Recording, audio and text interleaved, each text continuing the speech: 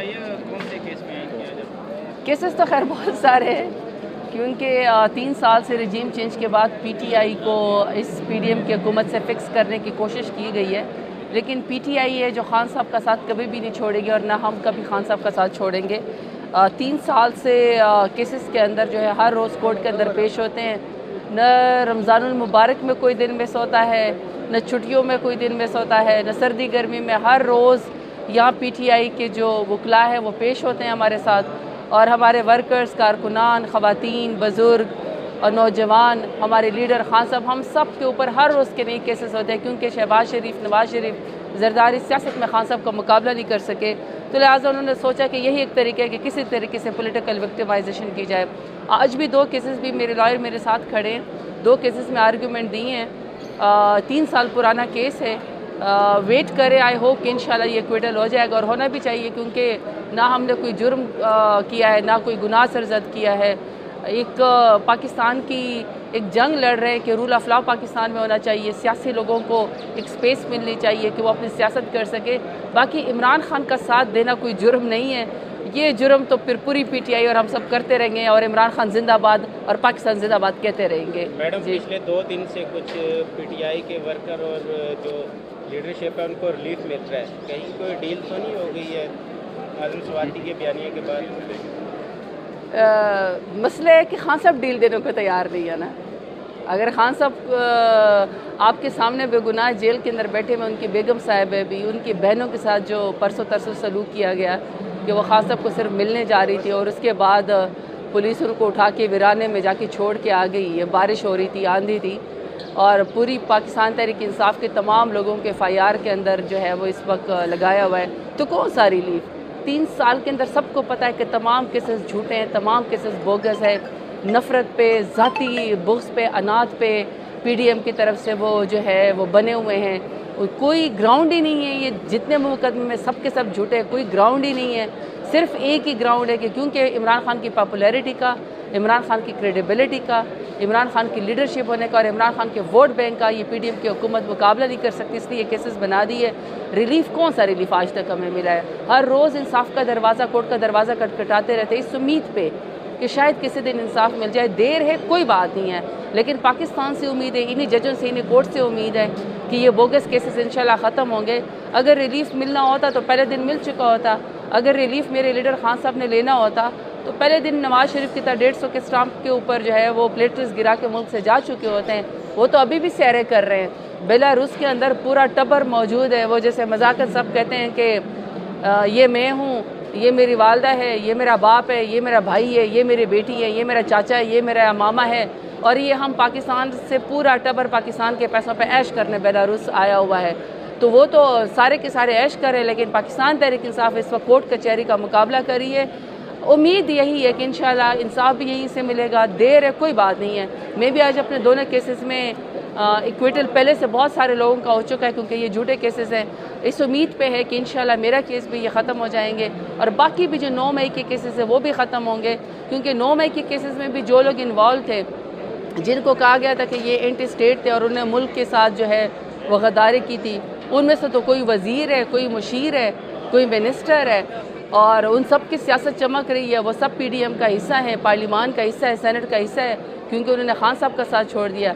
लेकिन जिन्होंने खान साहब का साथ नहीं छोड़ा वो 9 मई के मुजरिम हैं। तो इस तरह के मजाक तो पाकिस्तान में इस वक्त चल रहे हैं, लेकिन इंशाल्लाह हमारी सियासत भी यही है, खान साहब भी यही हैं, हम भी यही हैं। मुकाबला करेंगे, डट के करेंगे, बहादुरी से करेंगे, घबराएंगे नहीं। इंसाफ एक दिन ज़रूर होगा, और एक दिन मेरा लीडर इमरान खान दोबारा सुरखरू होके इंशाल्लाह वापस मैदान में होगा, अवाम में होगा, दोबारा से इंशाल्लाह वज़ीर आज़म बनेगा।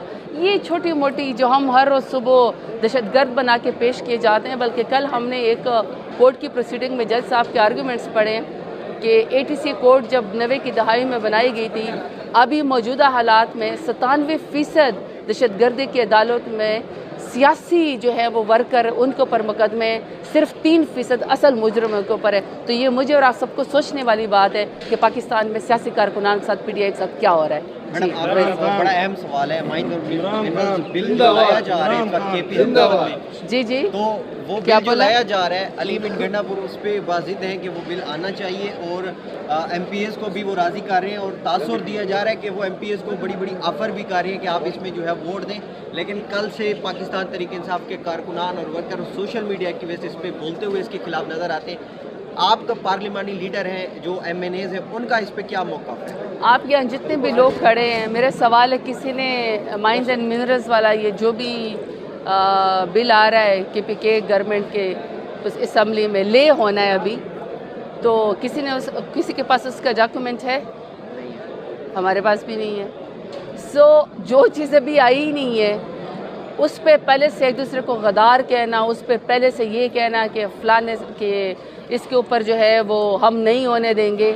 دیکھیں ایک سالڈ کانکریٹ بات ہے کہ پاکستان میں منرلز یا پاکستان میں جیمز جو بھی ہیں وہ پاکستان کے لوگوں کی پراپرٹی ہے.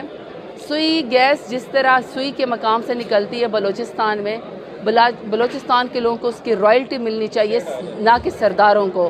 بلوچستان کے لوگ ابھی بھی غاروں کے دور میں رہ رہے ہیں. اسی طریقے سے اگر کہیں سے بجلی پیدا ہوتی ہے یا کہیں پر ٹورزم ہے اس کے علاقے کے لوگوں کو اس کا حق ملنا چاہیے. کے پی کے میں یا بلوچستان میں فاٹک کے اندر بہت سارے ایسے ذخائر موجود ہیں جس سے انشاءاللہ پاکستان کا پوٹینشیل اور پاکستان کی اکانومی بہتر ہو سکتی ہے. اس پہ اس علاقے کے لوگوں کا حق ہے. پارلیمان میں ہمیشہ سے قانون سازی ہوتی ہے لیکن کوئی قانون سازی جو پی ٹی آئی کرتی ہے وہ صوبے کے مفاد میں کرے گی, وہ پاکستان کے مفاد میں کرے گی, کوئی چیز کانٹراڈکٹری نہیں ہوگی اور کوئی بھی چیز میرے لیڈر عمران خان کے نظریے کے خلاف نہیں ہوگی. ہم ہر بات خان صاحب سے پوچھ کے کرتے ہیں, خان صاحب کو لوپ میں لیتے ہیں. ظاہری بات ہے پچھلے دنوں سے اتنا گیپ آ رہا ہے کہ خان صاحب کی بہنوں کو بھی ان سے نہیں ملنے دیا جاتا ہے, وکلاء کو بھی نہیں ملنے دیا جاتا, پارٹی کے لیڈران کو بھی باہر کھڑا کیا جاتا ہے, خان صاحب سے ملنے نہیں دیا جاتا ہے. اس لیے ایسے میں اس طرح کی باتیں میرے اور آپ کے سامنے آ جاتی ہے کہ جی فلانی بات ڈسکس نہیں ہوئی, اوبویسلی ڈسکس نہیں ہوئی کیونکہ خان صاحب سے ملنے ہی نہیں دیا جاتا. لیکن علی امین صاحب کو ہم نے بھی کہا ہے تمام پارلیمنٹیرین نے کہ ہمیں بھی اس بل کے اوپر جو ہے ہمیں ڈسکشن کرنے دی جائے, ہم سے بھی اس کے جتنے بھی پاکستان کو اور کے پی کے کو فائدہ ہو سکتا ہے ہمیں بھی وہ بتایا جائے. پھر ہم آپ سے اصل ڈاکومنٹ بھی انشاءاللہ شیئر کریں گے, اس کے اوپر گفتگو ہوگی.